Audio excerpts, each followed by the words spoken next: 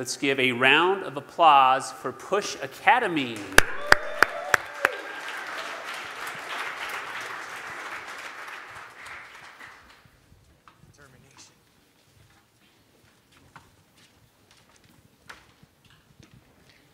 Hi, my name is Amaris Leach, and I'm a part of ROOF because I believe no child should grow up in a single-parent household. Hello, I'm Orlando Moore, and I'm a part of ROOF because I want to serve as a leader in my community. Hello, I'm Caleb Wilson, and I'm a part of ROOF because I don't have the strongest relationship with my father. Hello, I'm Abdullahi Abdi, and I'm in ROOF because I want to be a leader of tomorrow.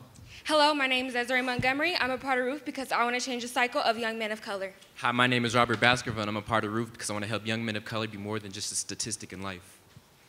ROOF stands for Raising Our Own Fathers. ROOF is a program that's designed to help educate the young males of color through advocacy and empowerment. Our challenge was to create awareness and identify solutions to effectively address individuals with mental health conditions, homeless, and correctional systems. Our vision, we want to give every young male of color a passionate and positive role model in either their community or in their household. In my bag, I have a foolproof method to control your slaves to up to 300 years. Hence, both the horse and the black male must be broken. This is breaking them from one mental life to another. Keep the body, take the mind. She, the mother, will psychologically train him, the son, to be mentally weak and dependent, but physically strong. By killing the protective male image and by creating a submissive, dependent mind, we have created an orbiting cycle that turns on its own axis forever. Willie Lynch, The Making of a Slave, Virginia, 1712. Mentally weak, physically strong. Around 53% of high school youth in the Denver area reported some type of mental illness is not good within the past 30 days. 41% of those being male of color. Therefore, this psychologically proves that men of color are mentally weak and dependent, but physically strong. Keep the body, take the mind. 75 to 80% of Colorado public schools students are minorities. 90% of Colorado public schools teachers are Caucasian. This is a problem because there's a lack of communication within the classroom, and when that student doesn't know how to act in class, most likely they're escorted from the classroom environment, and that leads to school to prison pipeline. And as a result of that, 80% of boys who are raised in a single parent household end up incarcerated before the age of 18. And that's an issue because of systematic oppression, which is a system that was put in place more than 300 years ago to put down the minorities. Lack of positive adult figures in the house, which means that minorities don't have close to 60% of their parents in their homes. Lack of self-expression outlets, resources like jobs, health, and recreation. Do role models have an impact in our country? Yes. There are negative role models like gangs and media, and there are positive role models like teachers, preachers, and coaches. Considering how impactful gangs have been in our country, can you imagine the impact if they were positive? ROOF has made a sustainable partnership with the Girls and Boys Club. We met with the boys and did empowerment activities, and we've seen how they opened up and shared their stories. We also did a collaborative community project, which you guys will see in the gallery. We also created a reliable and efficient resource guide that is for everyone. We also have a Denver Youth Mental Health Awareness Day that is on the mayor's desk waiting to be signed. Sorry. Our challenge was to create awareness and identify solutions in mental health. We did that by creating a proclamation, which the mayor is going to sign, for Youth Mental Health Awareness Day. We also created, where every school in DPS creates awareness for mental health in their own way. We also created social media like Facebook and encouraged people to tell their stories like we did. We also went to the Boys and Girls Club and did self-empowerment activities with the kids. And we shared our stories and they shared theirs.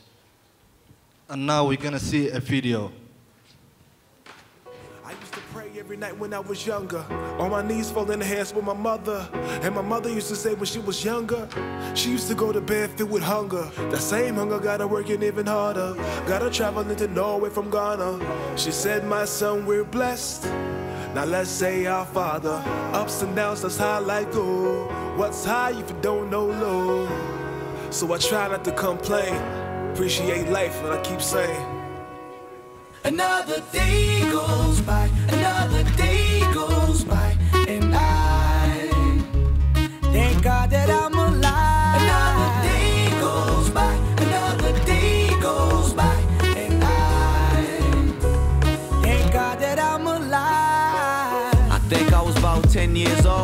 watching the news with my dad.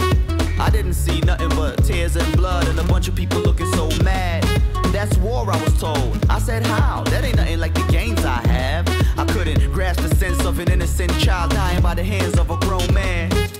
And why some kids raised off cartoons. 1, 2, 3, raise the roof.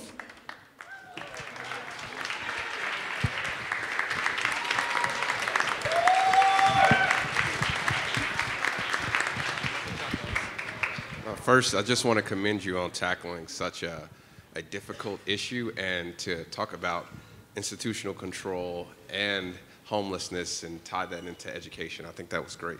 I noticed on the Prezi you had positive and negative. You had media as both positive and negative. Could you expound on that a little bit? So media, there's they can how do I put this? All right, so there's things that they want you to see and there's things that they don't want you to see. The media can be used in a good way, such as showing environmental help or showing what the community is doing in a good way. And then there's a bad way, like them showing the catastrophics of gangs and then what they're doing to our community. But would you like to elaborate? I would like to add on to that. Social media can be a pretty broad thing.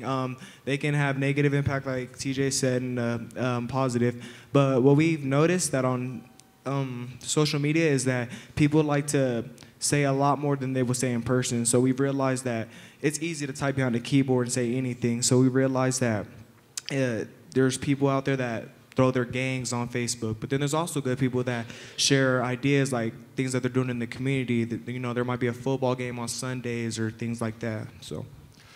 I love the collegiate sweaters there, so great job. The opening, there was a quote around, the female and the strong positivity of the strength, but the weak mentality. Was there any pushback as you all were having that discussion amongst yourselves or folks that were helping? So it's called the Willie Lynch letter, and it was wrote, how long ago? 300 years ago, and it still affects us today. And if we can find a way to work around that and find the solution, then we can all be a community and come together, and have a change. I also like to add on that the letter talks about and people of color being separated, and as a result, we have something in common. All we belong to single family and single parent families, us and here standing here. So, and that's how it still affects us, and that's what we're trying to overcome. Great job. Push Academy.